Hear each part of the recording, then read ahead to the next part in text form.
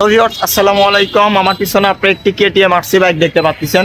Fresh condition, নতুনত্ব, অল্প kilo চলা, প্লাস হচ্ছে নাম্বার করা সহ খুব কম প্রাইজের মধ্যে আমি আপনাদেরকে এই বাইকটি দিতে পারবো।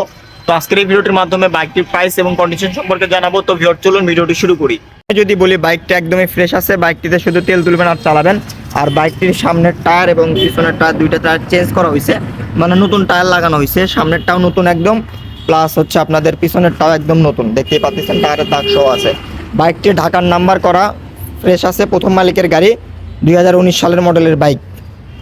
ইঞ্জিন কন্ডিশন একদমই আনটাচ, ট্যাঙ্কির পার্টগুলো থেকে শুরু করলে পুরোটা একদমই ফ্রেশ আছে, কিন্তু দেখতেই পাচ্ছেন আপনারা।